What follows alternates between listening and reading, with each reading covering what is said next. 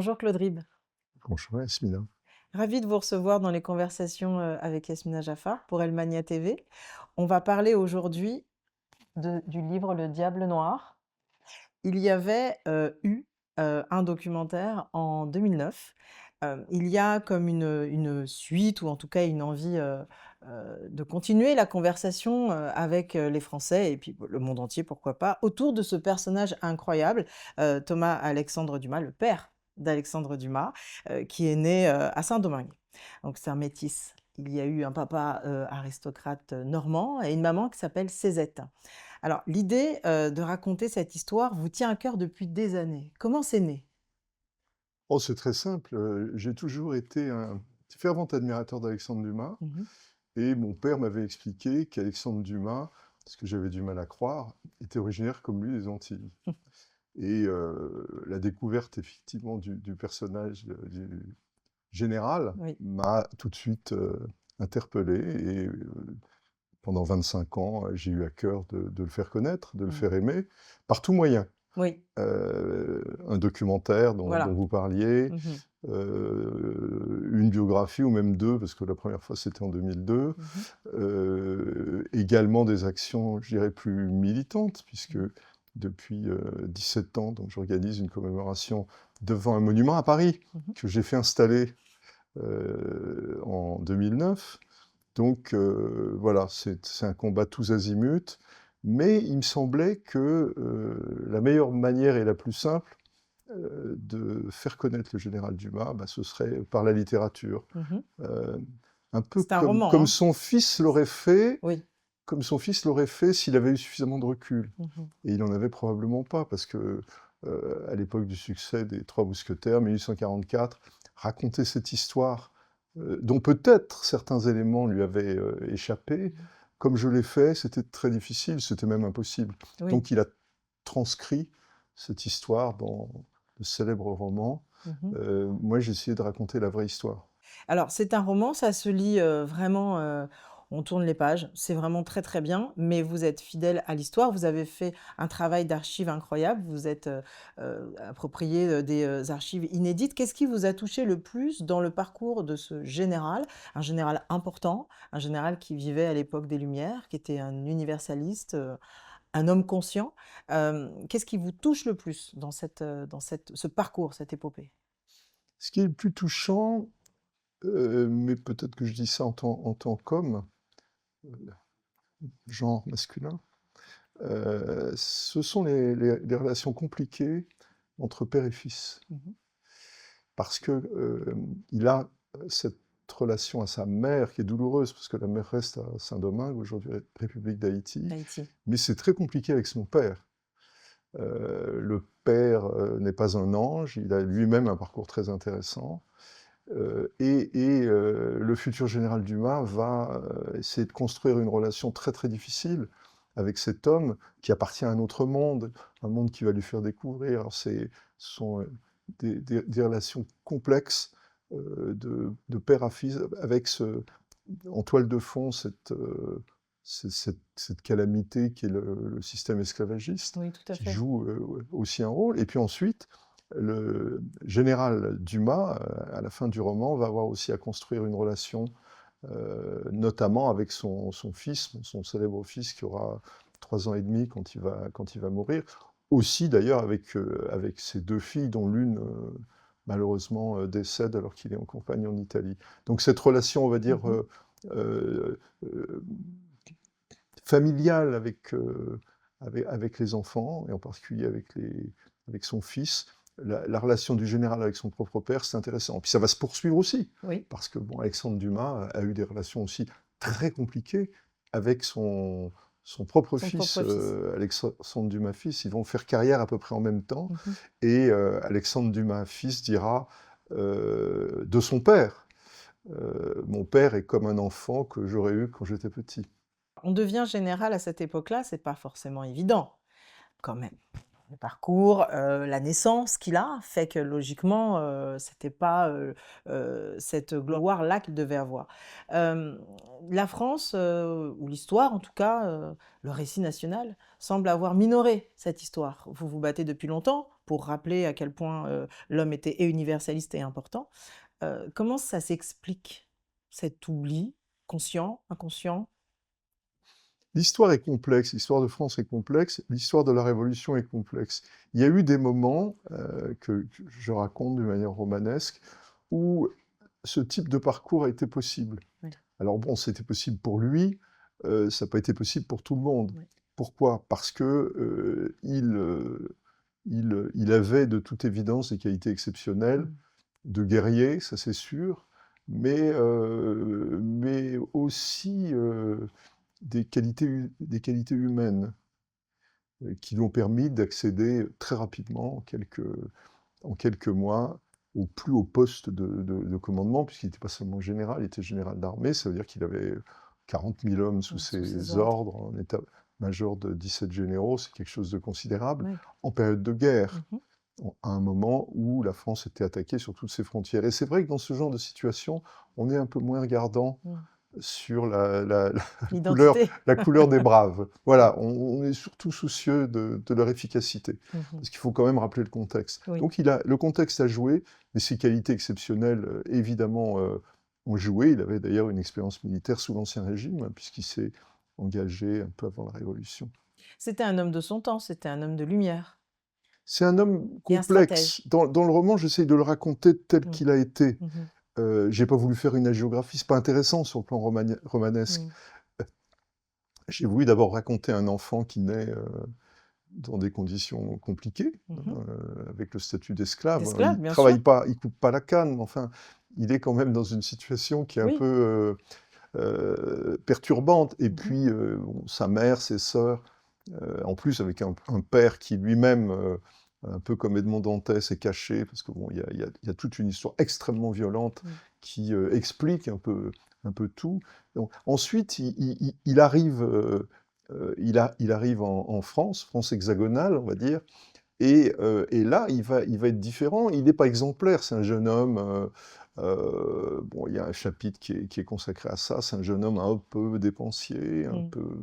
Voilà, c'est un jeune homme, et un jeune homme de son temps, un Presque jeune un homme de dandy. l'Ancien Régime, avec Oui. ses qualités, ses défauts, un peu écervelé, et puis qui essaye de se trouver aussi Mmh. une identité, une place dans ce monde qui n'est pas vraiment fait pour lui. Et puis ensuite, il va y avoir une autre séquence qui est la plus importante, qui va faire de lui à la faveur de la Révolution en général. Pourquoi on ne se souvient pas de lui? Au dehors de votre travail. Pourquoi est-ce que Le Diable Noir d'ailleurs, le titre. Un Ah, mot sur le il y a titre quand plusieurs même, Le raisons. Diable Noir. Alors le Diable Noir, il l'est pour les Autrichiens, mais il l'est Mmh. aussi peut-être pour certains personnages de son époque, en particulier au moment du Consulat, où où il est gênant. Mmh. Parce que bon, il y a la geste héroïque, et puis après, il y a des situations assez difficiles. Bon, il a des relations, on va dire, compliquées avec Bonaparte, Oui, et j'allais en surtout parler. très compliquées avec Oui. Napoléon. Oui. Donc lui est républicain, ça va être très compliqué. Mmh. Donc pourquoi cet oubli? Mmh. Il y a deux raisons. La première raison, c'est qu'il a été éclipsé par son fils. Bon, il y a trois générations d'hommes qui s'appellent Alexandre Dumas, Mmh. et le plus connu, c'est le L'écrivain romancier. star, bien sûr. C'est le romancier Mmh. qui éclipse tous les autres. Bien sûr. Forcément, parce que bon, il est connu internationalement, il a écrit des romans qui sont adaptés au cinéma, etc. Donc on avait complètement laissé de côté le père, ça c'est une des premières raisons. Mmh. Ensuite, les origines et la couleur. Oui. Ça c'est un peu compliqué de l'admettre, même aujourd'hui je pense pour certains admirateurs d'Alexandre Dumas, c'est une découverte que de savoir que finalement Alexandre Dumas était considéré comme ce qu'il y a de plus français, franchouillard, alors qu'il a des origines qui aujourd'hui feraient dire de lui que c'est un écrivain noir. Ça, c'est un choc. Mmh. Oui, parce qu'on C'est n'a un pas choc pour beaucoup. on n'a pas communiqué Ben là-dessus. non, d'autant qu'il écrit pas spécifiquement en apparence des histoires qui soient liées à ça. Donc il a su se trouver une place, lui aussi dans une société qui était assez compliquée, qui était encore pendant un moment esclavagiste. Et ça, c'est une manière, à mon avis, très efficace de revisiter l'histoire de France, à la fois celle du général Dumas, mais aussi celle d'Alexandre. La vraie question, c'est pourquoi aussi Alexandre Dumas lui-même n'a pas écrit ce livre. Oui, Il ne pouvait pas l'écrire. mais le recul nécessaire dont vous parliez tout à l'heure, et puis peut-être une envie aussi de couper la filialité, de se créer sa propre histoire, de se créer sa place, mais comme son père l'a fait, quelque part. Oui, je pense qu'il Ils ont tous les deux il travaillé à voulait cette place. écrire sa propre histoire, mais je pense qu'il avait aussi une volonté de revanche, parce qu'il était très, très informé par sa mère et parce qu'il a subi lui-même de l'injustice qui avait été faite à son père. Parce que Mm. la mère, alors c'est encore une autre histoire, moi, qui me touche énormément. Cézette. Je ne suis pas une femme, en fait. Derrière l'histoire du général, il y a bien évidemment une multitude d'histoires de femmes. Bon, l'histoire de la mère, Cézette, mais aussi l'histoire de l'épouse Mhm. du général, qui va tellement se battre d'abord pour survivre, ensuite pour porter la mémoire du général, qu'à un certain moment, et c'est très intéressant, le ministre de la guerre, Berthier, Mm. envoie une petite note à Napoléon qui dit il faudrait faire quelque chose pour la femme Dumas, femme de couleur. Femme de couleur. C'est-à-dire qu'en fait, elle s'est tellement battue pour la mémoire de son mari qu'elle est considérée, Assimilée à. elle est assimilée à une femme de couleur, bien qu'elle soit blonde Bien, aux oui, yeux voilà. bleus. On va considérer que c'est une femme de couleur. Donc ça, c'est extrêmement intéressant, Oui. parce que ça veut dire que pendant plus de 30 ans, il y a cette femme qui va élever sa fille et son fils, bon, le fils principalement Alexandre Dumas qui nous intéresse, Mhm. et qui va aussi être celle qui va forger la légende. Donc Alexandre Dumas, il a grandi là-dedans. Mhm. Il a grandi dans une affaire de revanche, en Oui. fait, par rapport à son père. Et je pense que, même s'il veut lui-même s'affranchir de cette histoire pour Mhm. exister dans un monde Oui. en étant complètement indépendant de ce qui s'est passé pour sa grand-mère, etc., il est quand même marqué par cette volonté de revanche par rapport à son père. Et j'irai plus loin, je pense que ça impose une nouvelle lecture d'Alexandre Dumas qui n'a pas été faite Mhm. par rapport à cela. Parce que quand on lit bien tous les romans, Voilà, du coup, il faut le relire. général Dumas est Oui. omniprésent. Oui. Quand on regarde de près, le début des Trois Mousquetaires, la description même du personnage de C'est le papa. D'Artagnan, c'est le général Dumas. Mm. Bon, il est brun, il est un peu, Oui. etc. C'est Mais dans cette histoire-là, ouais. mais bien sûr. Mais dans le caractère. Alexandre Dumas ne pouvait pas écrire ce livre, et j'aurais pas la prétention de dire que je l'ai fait à sa place, mais j'ai voulu effectivement écrire un livre que lui n'était pas en situation d'écrire, et que peut-être il a toujours voulu écrire, ou alors qu'il a écrit et qu'il a brûlé, Oui, voilà. parce que c'était impubliable. Oui. Oui. C'était impossible de raconter ça. D'ailleurs, on voit bien quand lui-même essaye de parler de son père dans ses mémoires, il est pas à l'aise par rapport à ça. Oui, Il ne peut compliqué. pas s'affirmer en disant voilà, bon, je suis métisse. Voilà. Juger parti compliqué et d'admettre. C'est Ouais. pas possible à l'époque de Mm. faire ça. Mhm. Et c'est une grande chance de vivre aujourd'hui à un moment où c'était pas le cas il y a 25 ans, mais à un moment on peut commencer à parler de ces choses, on peut avec une certaine liberté, et puis surtout avec la certitude d'être entendu.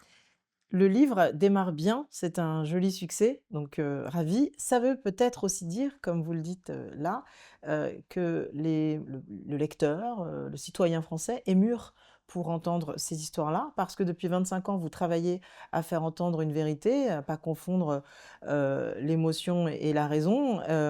Et même si parfois certains critiques pensent que vous êtes trop militant, vous savez, quand on dit quelque chose qui dérange, d'un coup, on est trop militant. Vous avez cet universalisme-là qu'avait le général pour indiquer qu'il faut parler de ces histoires-là pour avoir ces rôles modèles en mémoire. C'est un rôle modèle d'abord français, avant que ce soit un rôle modèle noir. Peut-être que le livre sort au bon moment. Le livre sort assurément au bon moment. Alors le mot de militant, c'est plus qu'un militant pour le général Dumas. Je dirais que c'est un plan de campagne fait en militaire. Mm. C'est Ouais, une pas mal. campagne qui aura duré C'est pas 25 mal, ans. oui, oui. Bon, les guerres de la Révolution ont duré 23 ans. Ah. Donc, pourquoi pas? Mm. Je pense qu'à force de courage, d'abnégation, on arrive toujours à se faire entendre. Quand on est suffisamment, j'allais dire opiniâtre, enfin Déterminé. persévérant. Et puis peut-être aussi que c'était ça que les gens attendaient. Peut-être ils voulaient que... ils avaient peut-être envie que ce soit d'une certaine manière, hein, Alexandre Dumas qui le raconte, que ce soit à la manière d'Alexandre Dumas, Oui. pour faire le déclic. Mmh. J'ai reçu tout à l'heure un email d'un ami qui avait lu le livre, Oui. et il me dit, si je ne connaissais pas la vérité, c'était assez flatteur, hein, je serais persuadé que c'est un livre qui a été écrit par Alexandre Dumas sous un pseudonyme. Génial.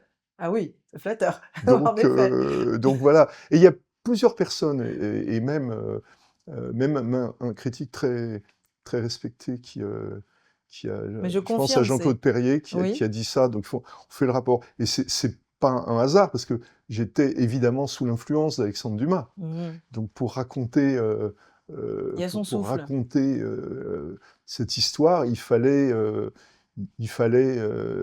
penser à Alexandre Dumas et le raconter de cette manière.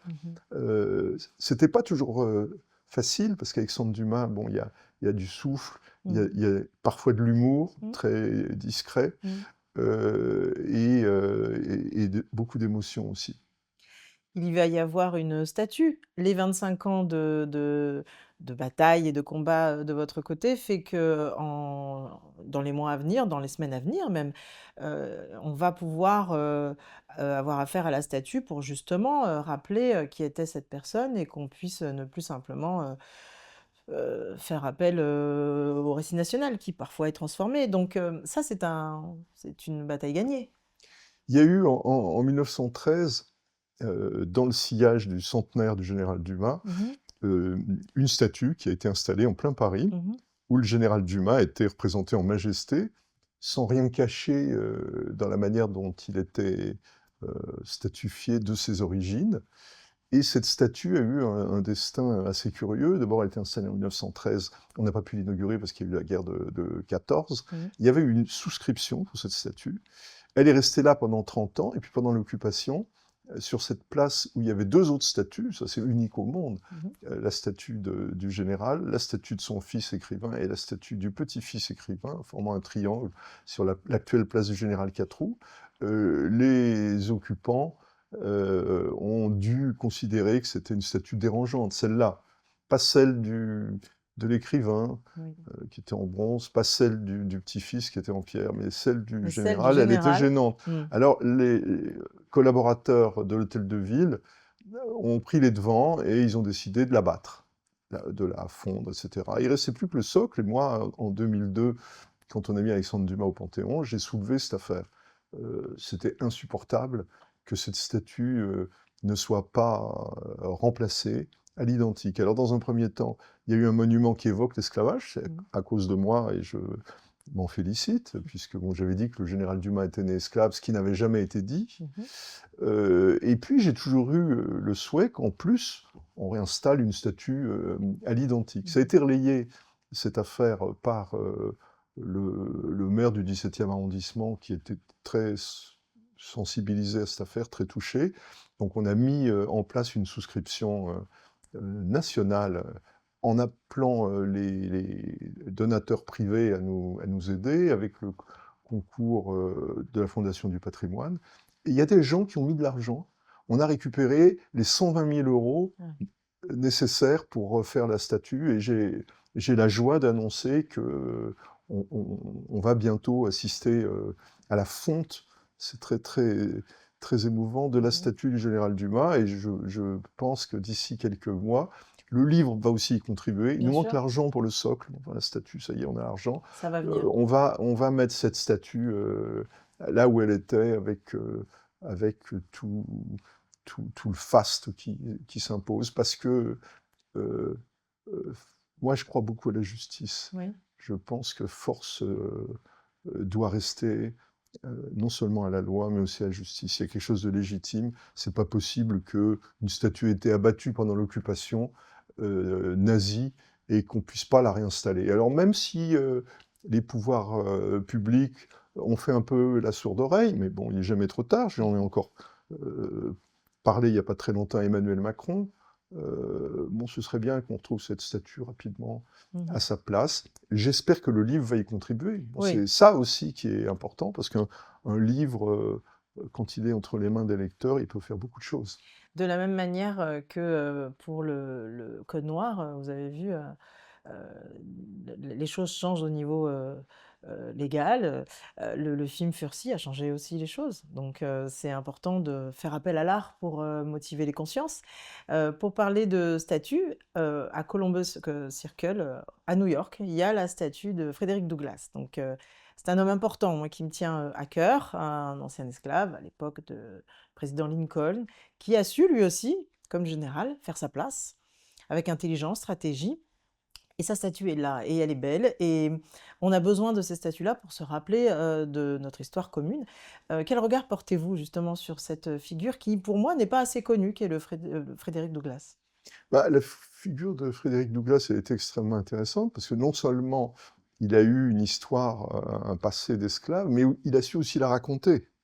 Et ça, c'est essentiel. Là encore, on s'aperçoit de la force de l'écrit, Mmh. la force du livre. Mmh. Et c'est bien pour ça, Exactement ça. justement, Ouais. il est particulièrement emblématique. Alors moi, je suis extrêmement connecté avec les États-Unis, Mmh. très attentif à ce qui s'y passe, très attentif à la manière dont les Afro-Américains, parce que les États-Unis, c'est une ancienne colonie esclavagiste, et les esclaves descendants d'esclaves et les maîtres descendants de maîtres ont dû apprendre à vivre ensemble. Mmh. Ça, c'est très, très Mmh. intéressant. Et Mmh. puis, bon, il y a plusieurs dizaines de millions de gens qui, qui s'estiment descendants d'esclaves qui veulent raconter cette histoire. J'en veux d'ailleurs pour preuve que la couverture de mon livre est à elle-même un scoop. La manière dont le général Dumas est représenté est quelque chose de nouveau. On n'avait jamais vu cette, cette Cette figure, altesse, ouais, ce portrait oui. en majesté, où on Mmh. voit non pas un homme blessé, Mmh. mais un homme Debout. fier, Mmh. qui est prêt à combattre, avec cette écharpe tricolore, etc. Mmh. Ce tableau m'a été signalé par quelqu'un aux États-Unis. Le tableau est à Los Angeles. Très bien. Et donc, là, du fait que j'avais déjà écrit beaucoup de choses sur le général Dumas, on m'a demandé de l'authentifier. Bon, je suis devenu très ami avec le propriétaire du tableau, et donc il m'a donné l'autorisation, à la faveur du livre, de le faire connaître au plus large public sur cette couverture. Donc ça, rien que ça, Mmh. je dois dire que si j'avais pas eu cette information, que j'ai vu un livre avec ce portrait-là Mmh. en couverture, je crois que je l'aurais acheté rien que Oui, la pour avoir le couverture est très portrait du belle. général. Mais Mmh. bon, voilà, ça s'est passé autrement. Donc une autre vision du, du général, et puis aussi une internationalisation du sujet, parce que bon, les Mais bien Américains sûr. sont extrêmement, extrêmement motivés et sensibles à cette histoire. Mmh. Est-ce qu'on peut dire la vérité sans se plaindre? On est dans une époque parfois où on attire les douleurs, l'émotion. Voilà, est-ce qu'on peut raconter cette histoire et les autres, sans, pleurer? Bah, sans se plaindre, bon, s'il y a quelqu'un qui est à plaindre dans cette histoire, c'est évidemment le général Dumas, mais il n'a pas besoin d'être plaint, parce que Mmh. bon, moi, je suis pas le seul, je fais le travail pour qu'il y ait une revanche. Mmh. Bon, et son fils avait fait le travail aussi. Maintenant, la question des plaintes, euh, c'est une question qui est complexe. Oui, c'est pour ça que je vous la pose, On c'est important. on pourrait surtout se plaindre du silence. Mmh. Le silence, je trouve que c'est la sanction la plus violente qu'il Mmh. puisse y avoir. Euh, le silence est en train d'être rompu. Alors, il y a différentes manières Mmh. de parler de tout ça, mais ce Oui, qui est plus important, plus encore que les plaintes, c'est que ce type d'histoire, mmh, cette façon de raconter l'histoire, mmh, euh, c'est à la fois, surtout avec des personnages comme Général Dumas, c'est une manière aussi de cimenter la nation, parce que mmh, bon, Général Dumas est double, hein. Il incarne par le métissage deux origines très différentes. Il faut assumer complètement les deux. Et puis, ce type de figure héroïque permet à énormément de jeunes de se voilà. reconstruire, de se C'est ça que je construire voulais vous dire, voilà. dans la fierté. Voilà. avec l'espoir qui vivent dans une France où Mmh. tout est possible. Si ça a été possible en 1793, ça doit être possible en 2026. Tout à fait. Donc la vertu et le talent, qui sont dans la Déclaration des droits de l'homme considérés comme la condition d'intégration totale Mmh. dans la communauté nationale, la vertu et le talent doivent être récompensés sans distinction de couleur. Ça, c'est un message qui est fort. Donc, il y aurait lieu de se plaindre si on empêchait des jeunes qui n'attendent que cela Il y a une soif. de se construire Oui, en s'inspirant oui. de grands... On a besoin de modèles, en s'inspirant de grandes figures héroïques Mmh. qui leur tracent un chemin, qui leur montrent que eux aussi, quelle que soit leur origine, quel que soit leur genre, quelle que soit leur orientation sexuelle, ils peuvent trouver leur place dans un pays qui a été capable de ça en Oui. pleine révolution, parce que c'est ça l'histoire de la France. Mmh. Ça n'est pas tout ce qu'on nous raconte, Mmh. etc., ce que les gens fantasment. L'histoire de la France, c'est l'histoire d'un pays où ce type de parcours Mmh. est absolument possible, et peut-être même en mieux, sans aucune limite. Mmh. Sans aucune limite. Mmh. Bon, j'ai eu l'occasion de le dire au président de la République, de manière directe ou indirecte: si vous aviez eu mon apparence, vous ne seriez pas président de la République. Mmh. Il faut que ça cesse, ce genre de choses. Mmh. Il faut que ça cesse maintenant. Mmh. C'est-à-dire qu'on peut avoir une femme, un homme, qui a le même parcours que le général Dumas, et heureusement, il n'y a plus l'esclavage, mais il y a toujours le racisme, Mmh. qui puisse briser tous les plafonds de verre, qui puisse faire de ces handicaps un avantage. Mmh. C'est en ce sens que j'ai écrit ce livre, et j'espère qu'il contribuera à faire encore avancer les choses pour qu'il n'y ait plus aucune limite. Il ne doit pas y avoir de Il ne limite. doit pas y avoir de Il ne doit limite. pas y avoir de limite. Voilà. On est dans un pays Mmh. qui avait donné l'exemple. Oui. D'autres pays qui étaient beaucoup plus handicapés à l'époque, comme les États-Unis, ont montré que ça pouvait, Oui. ça pouvait monter très haut. Donc on est, de ce point de vue, on est en En retard, retard, oui. et il faut s'accrocher à ces grandes figures pour rattraper ce retard. Bien sûr, rattraper le retard et se rappeler de ce vers quoi les valeurs de la France tendent, dans son ADN, en fait. Donc c'est pour ça que c'est Ah ça, important. Général Dumas, c'est la France, c'est ça la Voilà, France, c'est bah, pas autre chose. regardez, voilà, C'est hein, ça, l'écharpe. c'est ça la France. Voilà, Ça se voit, bon, mais complètement, c'est la complètement. France. Je Voilà. suis désolé pour ceux que ça gêne, Mais c'est le mais cas, c'est ça la France. c'est le cas. Bah, merci beaucoup pour cet entretien. Je souhaite un beau succès, mais c'est déjà le cas, pour votre livre Le Diable Noir aux éditions Fayard et à très bientôt monsieur Ribes. Au revoir. Merci Yasmina.